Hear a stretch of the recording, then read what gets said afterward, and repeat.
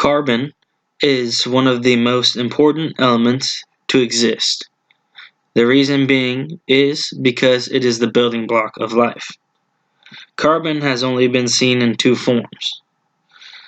It has been seen as diamond and graphite.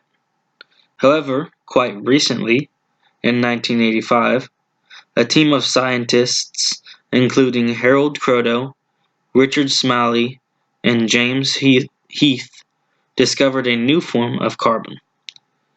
This molecule was known as fullerenes. Fullerene got its name from the American architect Buckminster Fuller, which is where the name Buckminster Fullerene or buckyballs originated. Fullerene also can be seen in various other shapes. Infinite numbers of fullerenes are possible depending on the number of carbons and their arrangements as seen in the first figure. Hollow sphere, ellipsoid, and tube shapes are included. Hollow sphere is seen as C60, ellipsoid is seen as C70, and a sheet of carbon atoms rolled into a cylinder or tube-like structure will form nanotubes like seen in the second figure. This discovery was remarkable, and for many people, it was surprising, considering carbon is such an important element in organic chemistry, and we haven't discovered this until recently. Another reason it was so surprising is because they found out how to turn carbon practically into a soccer ball. C60 has 20 hexagons and 12 pentagons, making this a very unique structure. The most important reason buckyballs are so special is because of their aromaticity. The carbon-carbon bonds are all non-reactive due to their resonance structures.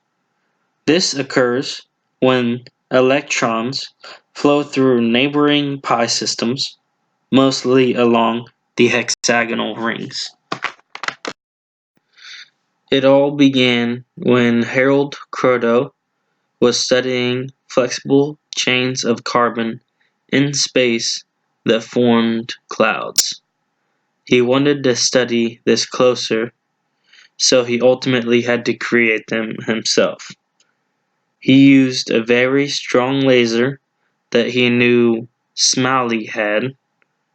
Kroto thought then if he used the laser and shot it at the graphite, which consisted of layers of carbon sheets, then the laser would break the carbon-carbon bonds and leave the remaining sheet to reorganize into what the molecule he wanted. However, the molecule he was studying didn't come out, but the buckyballs were created. These buckyballs were seen being experimented with as drug treatments as early as 1991, which was quite recent considering it was created 6 years prior. Buckyballs are also known for their antiviral and antimicrobial properties. It has also been seen in another form known as bucky bombs.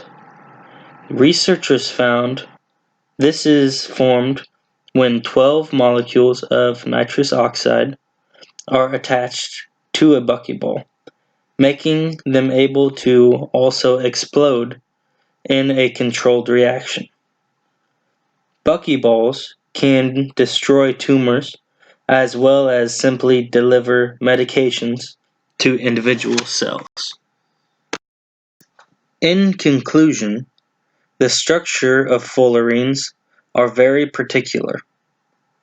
Aromaticity is a very important property that fullerenes have.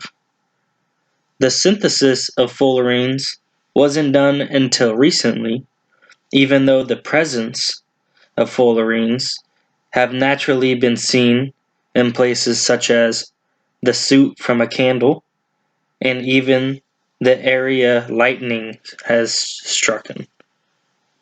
There will also most likely be more talk about buckyballs or fullerenes in the future of medicine and nanoscience.